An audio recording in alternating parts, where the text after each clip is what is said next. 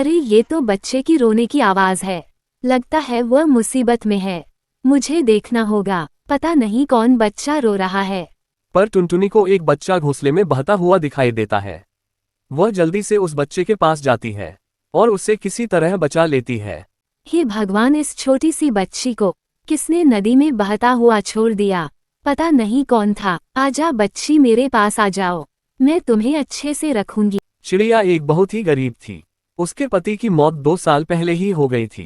टुनटुनी चिड़िया की कोई संतान नहीं थी। आज इस बच्चे को देखकर टुनटुनी के अंदर की माँ की ममता जाग उठी और उसने इस बच्ची को अपनी पास रखने का फैसला किया। भगवान, ये तेरा कैसा चमत्कार है। आज तूने मेरी सुनी गोद भी भर दी। मैं अपनी बेटी मिट्ठू को खूब पढ़ा लिखा दूंगी और उसे ढेर सारी माँ का प्यार दूंगी। धीरे धीरे मिट्ठू थोड़ा बड़ा हो जाता है। टुनटुनी उसका ध्यान रखने के लिए दिन रात मेहनत करती। एक दिन, माँ, मुझे स्कूल की तरफ से पिकनिक के लिए शहर ले जाया जा रहा है। माँ, टीचर ने बोला कि सारे बच्चों को नए नए जूते पहन के आने को। पर माँ, मेरे पास तो एक भी नए नहीं जूते हैं। कैसे जाऊंगा पिकनिक? अरे बेटा, ऐसे उदास ना हो, मैं नए जूते जरूर दिला दूंगी। अब थोड़ा हंस दे तो पिकनिक पर नए जूते ही पहन के जाएगा। हंस दे बेटा। टुनटुनी मिट्ठू को नए जूते दिलाने के लिए दिन रात मेहनत किया करती। वह रात रात भर मिट्टी के बर्तन बनाया करती और दिन भर उसे अलग अलग गांव में जाकर बेचा करती। मिट्टी के बर्तन ले लो, सुंदर सुंदर बर्तन ले लो। अरे काकी, सुंदर सुंदर बर्तन ले लो। बर्तन कितने का दिए? अरे सुंदरी बहन, या सिर्फ 20 रुपए के हैं। आप चाहो तो 15 दे सकती हो। दिन रात बर्तन बेचा करती और कुछ ही दिनों में उसने जूते खरीदने लायक पैसे भी इकट्ठा कर लिए। पर अपने शरीर से इतनी ज्यादा मेहनत लेने की वजह से वह धीरे धीरे बीमार पड़ती चली गई। मिट्ठू बेटा, ये ले तेरे नए जूते। अब तो अच्छे से पिकनिक पर जा। मैं अभी से राजू को दिखा के आया हूँ। वो मुझे चिढ़ा रहा था कि तेरी माँ को महारन है, वह कभी भी नए जूते नहीं देगी। अब मैं उसे दिखाता हूँ। मिट्ठू के चेहरे पर ऐसी खुशी देखकर टुनटुनी बहुत खुश हुआ करती थी। ऐसे ही बहुत साल बीत जाते हैं और अब मिट्ठू बड़ा हो जाता है। मिट्ठू बेटा, सारी तैयारियां हो गई शहर जाने की?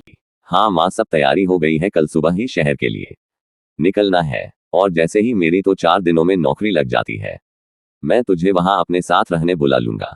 शहर में मिट्ठू अपने काम में व्यस्त हो गया और उसका टुनटुनी पर से ध्यान हट गया। एक दिन, अरे कालू, मेरे बेटे मिट्ठू का शहर से फोन आया था क्या? मैंने तेरे ही दुकान का नंबर दिया था उसे।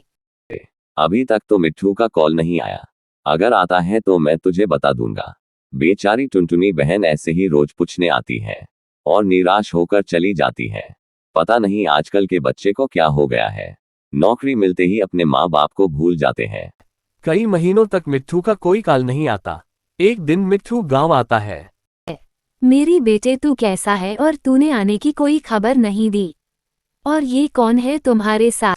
माँ, मैं ठीक हूँ, बस खबर करने का मौका ही नहीं मिला। वैसे इससे मिल, ये है बबली, तेरी बहू। कुछ खास मेहमानों को बुला लिया था और शादी कर ली।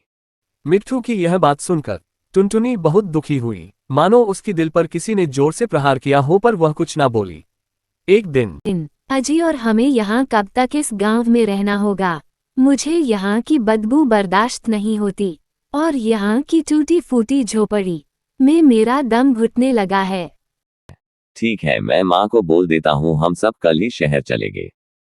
टुनटुनी उन दोनों की बातें सुन लेती है और उससे बहुत दुख होता है। माँ, मुझे अब जाना होगा। शहर से कॉल आ गया है, अब मुझे जाना होगा। मुझे बहुत काम है और माँ, आपको तो पता है ना, शहर में कितनी कीमतें बढ़ गई है। हम तुम्हें नहीं रख पाएंगे। माँ, तू यही अच्छे से रहना और अपना ध्यान रखना। अब हम चलते हैं। कोई बात नहीं बेटा, वैसे भी मैं उम्र के आखिरी पड़ाव पर हूँ।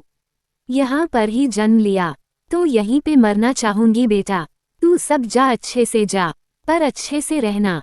मिट्ठू वापस से शहर चला जाता है और अपने काम में व्यस्त हो जाता है। वह परिवार और काम में इतना व्यस्त हो जाता है कि उसे टुनटुनी का जरा भी ख्याल नहीं रहता।